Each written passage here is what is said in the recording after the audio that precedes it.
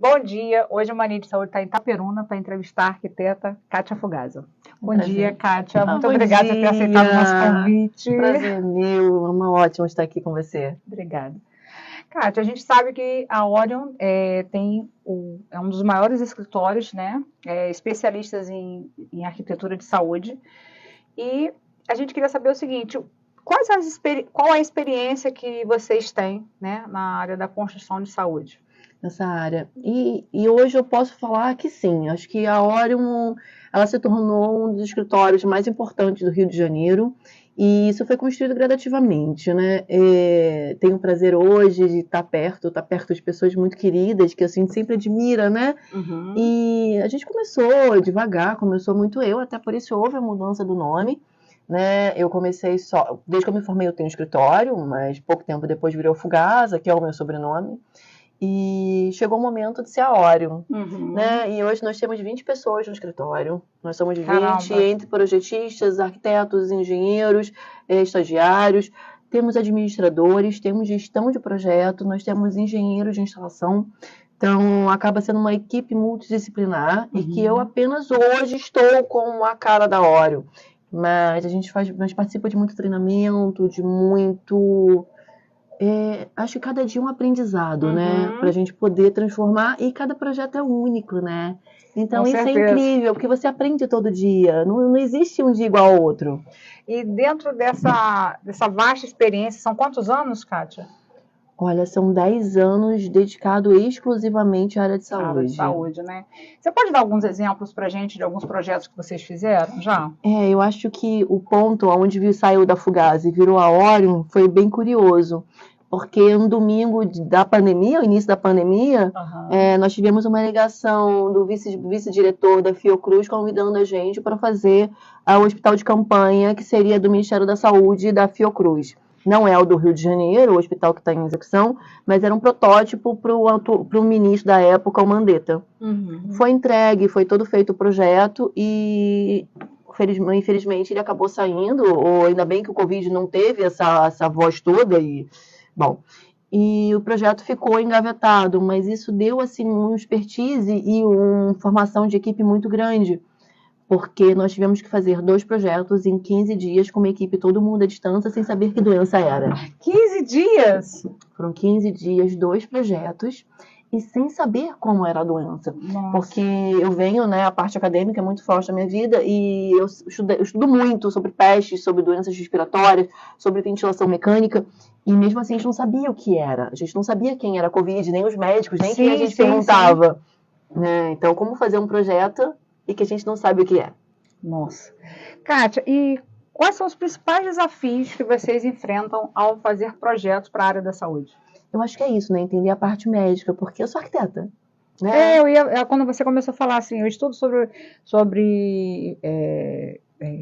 você acabou de falar agora. Doenças respiratórias, pestes, caramba, então ela quase que faz um curso de medicina para entender como o que precisa ser feito. Porque a gente aprende, o dia a dia é com nutricionista, farmacêutica, enfermagem, gente. Enfermagem acaba sendo nossos melhores amigos. Ontem mesmo nós tivemos uma reunião aqui em Itaperuna, eu falei, não gosto de conversar com médico, não. Médico só me dá problema, eu gosto de conversar com enfermeira. Mas porque a enfermeira sabe o dia a dia, ela sabe onde colocam as coisas, qual é o fluxo, como funciona. E isso é muito importante, né? Entender o procedimento. Hoje em dia o hospital virou muito instagramável, como a gente estava conversando há pouco fora daqui, e sobre o local instagramável, que é importantíssimo. Só que semana passada eu tive uma pergunta que falou assim, o que é humanização para você? Humanização é todo o fluxo, humanização é todo o processo. Humanização é desde você entra na clínica, como é que é a experiência, não só do paciente, mas do usuário como um todo dentro do espaço. E isso não é só um instagramável. O instagramável, ele acaba acontecendo. Com certeza. Né? E fala para mim o seguinte, você acabou de falar agora que você prefere conversar com as enfermeiras, né, com os técnicos de enfermagem, que é a parte funcional no sentido assim da questão Da muito rapidez, difícil de falar. exatamente. O coração do E hospital. aí você já meio que acabou respondendo, né? Como que você considera exatamente essa necessidade, através dessa questão de olhar, de ver como que essa galera trabalha? Para mim, total, porque, como eu falei, a parte acadêmica é muito forte na minha vida. Hoje eu faço doutorado e no mestrado eu fiquei 2 meses entrevistando pessoas. Eu ficava lá sentadinha, eu tinha o meu posto de trabalho no final do corredor. Observação, literalmente. No final do corredor tinha um banquinho e eu conseguia fazer um posto meio de serviço meu. Era naquela, sabe aqueles banquinhos de médico? Eu sentava ali, botava meu laptop no meio, de médico não, de leito, né? Botava assim o meu laptop no lado, eu faço estudo sobre conforto humano. Então eu fazia medição de temperatura e perguntava para as pessoas. E, gente, foi uma das melhores épocas da minha vida. Porque eu perguntava, eu saía de lá arrasada, porque tinham histórias lindas, tinham histórias assim, pesadas, porque é vida, né? E eu perguntava, como é que você tá hoje? Como é que tá o seu dia? Você tá sentindo frio? Tá com calor? O que você faz falta dentro do hospital? Então vinham coisas assim, completamente aleatórias. De por que você sente falta da tua minha cama, do meu sofá. De uma janela aberta, de eu ver a luz do dia. Poder abrir a janela. Isso saiu assim, absurdamente, poder abrir a janela. Né? Mas como? Por que não? Você tá. Gente, eu entrevistei uma senhora que estava 3 meses esperando um implante, uma prótese. Pensa você ficar 3 meses e porque a prótese não cabia, a prótese chegava, não dava certo, a prótese. Então, assim, aí ela não estava bem para poder receber a prótese. Tinha uma outra senhorinha que ela teve a notícia que não podia mais ser tratada. Ai, meu Deus. E ela falou, e foi incrível para mim, porque ela falou, eu tava ouvindo, né? Eu tava lá naquele cantinho, e ela falando, mas tá tudo bem, tá tudo ótimo, eu já cumpri minha obrigação aqui. Nossa. E aquilo ali, então assim, ouvir. E arquiteta, né? Sim, Por que um arquiteto teria que ver? Eu acho que tem tudo que você prestar atenção nisso. Com certeza faz a diferença. Kátia, e aí, vamos passar então para a gente... Um médico, né, um profissional da área da saúde que precisa de um consultório. Não só médico, tem outras áreas também, mas vamos falar de médico, né? Quando um médico, por exemplo, que vai fazer uma clínica pediátrica, né? Qual o diferencial? É só ver em revistas que achou bonito em um projeto, vai funcionar no dele? Um consultório, por exemplo, geriátrico. Quais são as diferenças? Como que a gente leva em questão as questões arquitetônicas com a questão funcional realmente do público-alvo? Explica um pouquinho pra gente. Você tocou num consultório que hoje assim, são os 2 públicos, né? Que são bem diferentes, mas são bem parecidos. Verdade. A parte da pediatria é quem é o teu cliente? É a criança. É criança. Porque tem pessoas que eu chamo de... Não é vendável, não vamos pelo lado comercial, sim. Mas é um cliente, tá? Então, na hora que é um cliente, tem que ser bem atendido. Quem é seu cliente? É a criança. Ou a mãe. A mãe, na verdade, ela... Então, quem tem que ser bem tratado? A criança. Você ter uma brinquedoteca. Porque criança faz barulho, gente. Criança pronta, criança brinca. Gente, como é que você pode pegar para uma criança de 1 ano e meio e deixar essa criança 1 hora esperando, ou meia hora esperando, que a gente sabe que às vezes acontece.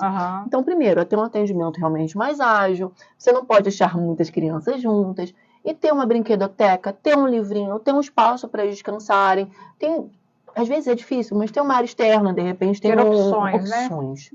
E pensar igual a criança.